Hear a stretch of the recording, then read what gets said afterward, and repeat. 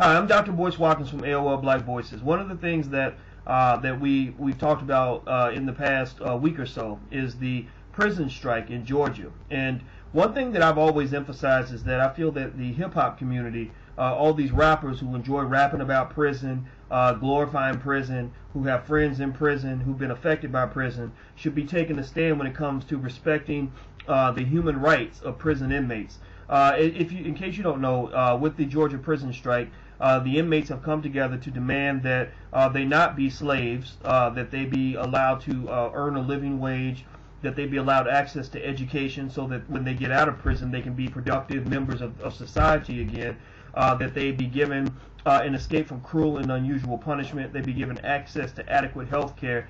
And I stand behind this movement, not because I believe in being soft on crime. In fact, I believe in being hard on crime. But to be hard on crime, that means that you must be tough about rehabilitation. And right now, the United States, not only do we incarcerate more of our citizens than any country in the world, but also we don't do anything to rehabilitate these citizens, which ultimately makes our society worse because recidivism ends up reaching an all-time high. So one of the people that I brought in to talk about this issue is a hip-hop artist out of Kansas City by the name of Vigilante, aka Roger Suggs, who is not just an artist, but he's also concerned about what happens in the community. So welcome to AOL Black Voices, Vigilante. How are you today? Doing pretty good. How you doing, brother? I'm doing real good. So you're from Georgia, and so you, I assume, have you had any friends or relatives or anyone who's spent any time in the Georgia prisons?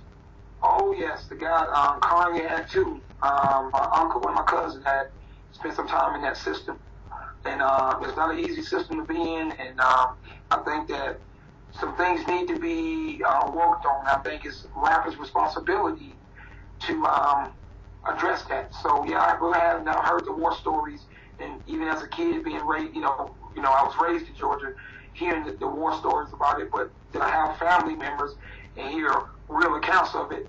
It's horrible. Well, it's interesting too because this isn't even just about Georgia, but because I think that the Georgia prison strike really does expand the opportunity to engage in a progressive behavior all across the country.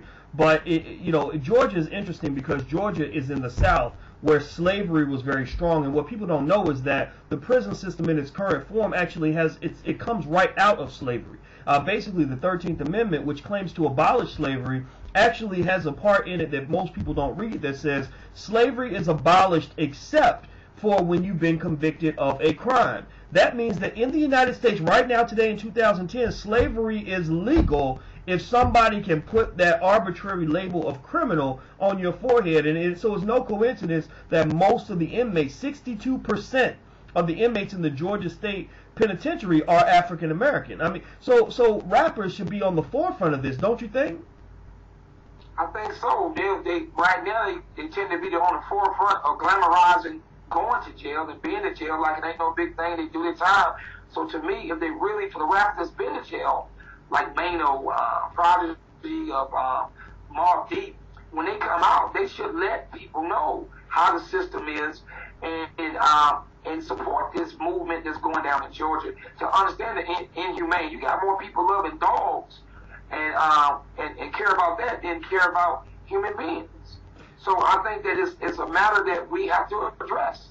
Well, and I agree with you. I think that it's interesting when you contrast that to the way people dealt with the Michael Vick dogfighting scandal, and as if he's the worst human being on earth. But these same people who will fight like hell to protect a puppy won't protect another human being because they've been given this label of criminal. But the thing is that people don't understand that those labels are arbitrarily given. I mean, Jesus was a criminal, right? I mean, if you just believe that the power of the state is all meaningful, and that the state is always right, Jesus was a criminal. Martin Luther King was a criminal. So being a criminal does not mean that you don't deserve human rights. And now we've got prison inmates who are making products for major corporations.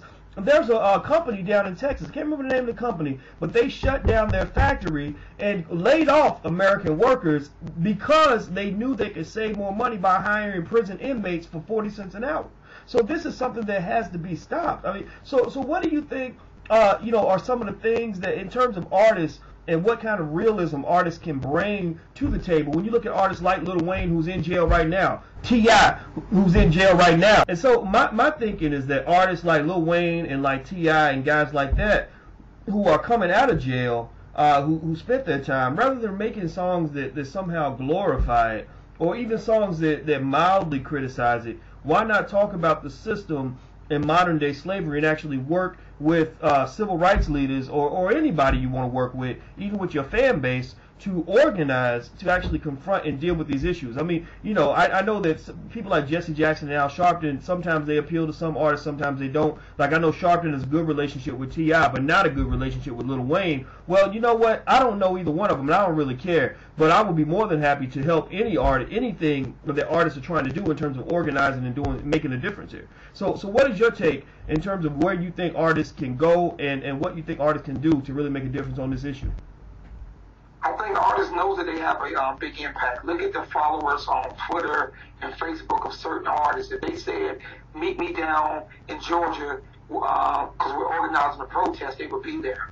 Whether it be because starstruck or whatever, they would be there.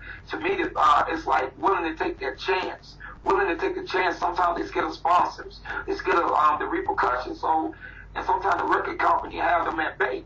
But since these guys can do the opposite and don't get no resistance, then doing the right thing, they should do easily. It should be their duty to do that. You brag about it. You talking about keeping it real, represent your hood, instead of represent your hood in this way by knocking out this inhumane stuff that's going on. Now, I think that more radio shows and talk shows and magazines like allhiphop.com need to speak on that. Need to ask Amano or ask Lil Wayne, you was in jail. You saw what went on there. Lil Kim that was in federal, a little bit lighter, but, why don't y'all take a stand with this? But call them to the carpet. We call rappers to the carpet all the time about keeping it real. Okay, are you keeping it real now? You talking about you got tattoos on your eye because you got a body that's all prison talk, but yet you're not doing nothing to help. That's, to me, put them on the spot. Get an inmate that did 10 years that used to be crippin' or being a blood or murder case and ask them about their favorite rapper. They need to take a stand. And I think they can. I think if people approach them right, they should make it. And I think they could. But they got to be approached with it. Well, I think there's no question about whether or not there's genius in hip-hop. There's a lot of genius there. And what we have to do is, accompany that genius with vision and enlightenment, as well as education on some of these issues, because I think some of the artists are young. They don't understand the ability to use that power they have to do more than just chase paper and get women. Like Ice Cube used to say, life ain't nothing but bitches and money. Like he said in his song. But life is about a lot more than women and money. Life is also about doing something right for your family and for your community. I mean, if you really, as you mentioned, representing your hood. Representing your hood means fighting for your hood and fighting for those brothers that you left behind when you came home and were able to make records, but they sitting there with a triple life sentence or whatever the case may be. So, and again, this is not a matter of being soft on crime. It's a matter of being hard on crime by making sure that we reduce the incentive for recidivism by giving people opportunities to improve their lives. If you want to be soft on crime, then keep doing what you're doing. Keep incarcerating everybody and not giving them an option. And then guess what? Crime will continue to rise. Even though crime will rise, profits will rise, but none of us will be better off in the end. So let me ask you this, Vigilante. I appreciate the work you do, and I respect the fact that you're man enough to man up on this. Where can people find out more about you and about your music and follow you if they'd like to? Okay, they can follow me on Facebook at Roger M. Suggs, or they can get me at YouTube, youtube.com/VIGALANTEE, Vigilante. And also Ustream under Vigilante 1 on Ustream, VIGALANTEE 1 on Ustream, and they can check out my live remotes from the basement, the ghetto, so to speak. But it's just our duty, boys, to make rappers responsible in this area. Still, you can do your entertainment, but we got real life situations going on. And I also call out people like Puff. You can show us all this stuff, and Rick Ross. Come on.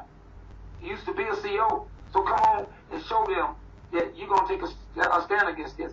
When we call the big boys out, they want to show they can party, Let me see you party your butt down in Georgia. That's what I'm talking about. I mean, this is a great opportunity. I think that brothers have to jump on this and jump on it full speed. No questions asked. Be the man that God meant for you to be. Well, thank you very much, Vigilante. I appreciate you taking the time to speak with me on this. I'm going to talk to you more about it again as things develop. We will be engaged in action on this, and I'm hoping that the hip-hop community will join us because we will move on this until the wheels fall off. So take care, brother, and I'll talk to you soon. All right, no check. All right, peace.